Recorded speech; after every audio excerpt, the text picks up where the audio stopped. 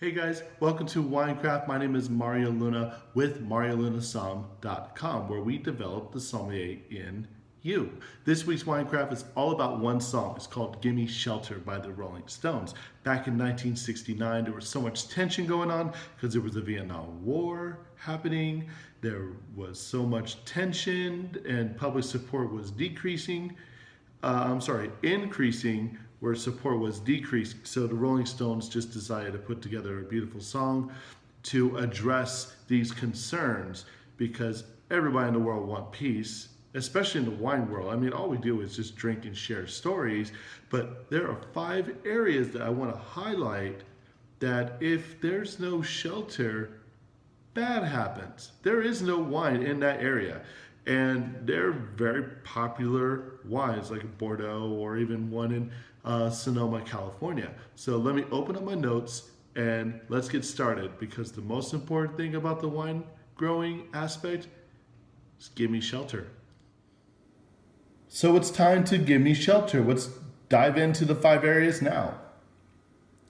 Number 1, this is the Vosges Mountains. Now this is in Alsace. Alsace is in eastern France. And the mountain range is actually in the west.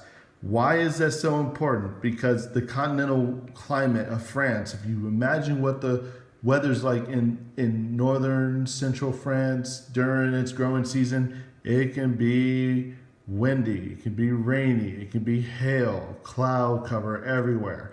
And the Vosges Mountains actually protects the varietals like Riesling, Gewürztraminer, Pinot Gris, and Muscat from these elements, creating a perfect growing environment. So if there's no Vosges Mountain, well, there's really no good wine that comes from the area, nor its 51 Grand Crus, nor my favorite Alsace Riesling, the Trimbach there. But yeah, must have. Next, the most important shelter. It's called the Landes Forest. Now, this is in Bordeaux, France, and let's keep things in perspective now.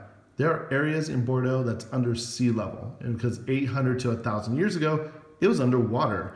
And the forest shields the vineyards from wind and rain at sea level. So it protects varietals like Cabernet Sauvignon, Cabernet Franc, Malbec, Petit Verdot, and Merlot, and create that beautiful growing environment. Because if there is no Landes forest, there's no $1,000 wine. There's no standard that the wine world can emulate called Bordeaux, France. Next is the Andes. Now the Andes is in South America. It hugs the entire eastern half of Chile. And why is this so important? Because that Andes Mountains is sheltering phylloxera-free wines. It's the only area in the world not affected by phylloxera. And phylloxera is, just a bad entity that eats up all the vines and they die and it has to be replanted.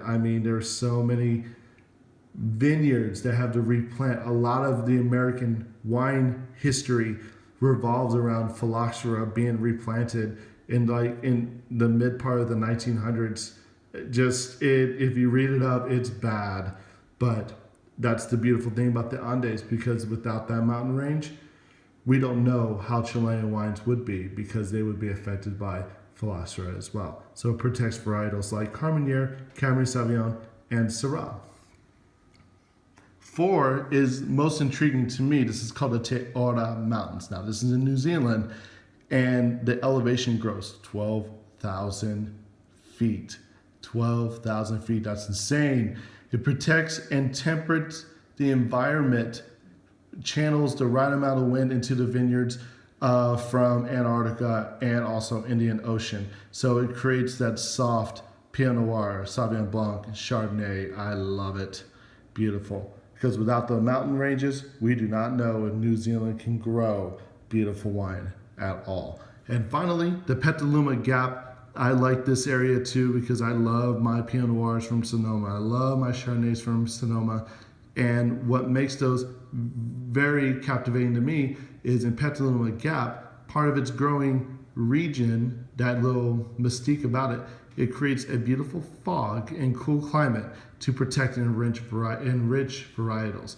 Now, if you don't have that fog and you don't have the high elevation to cook the grapes, it actually becomes a little difficult to grow Chardonnays, Pinot Noirs, Syrah, and Zinfandel because you need a little bit more heat and without the fog. And so the fog's there, it creates a beautiful mineral note. It creates a little bit more of like a damped fruit element to it. So it's not too fruity, but the structure is so there and it is so delicious.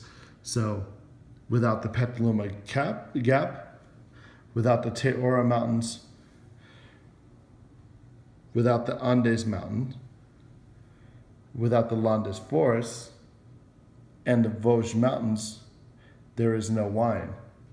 That's why we Gimme Shelter. Well, I hope you enjoyed the information from this week's wine craft called Gimme Shelter. At the bottom of the page, we have links of wines that correlate with the sheltered areas that I mentioned in the notes. So give it a try. Let us know what you think at the bottom of the page. We also enjoy all the feedback since we started this project with winegeographic.com. So, oh yeah, and one other thing, we just put a link of the Rolling Stones video, of Gimme Shelter, because you gotta check out the intro because the guitar is beautiful. But I won't play it because I'm not that talented in that sector, so I'll stick to just wine education. See you next week.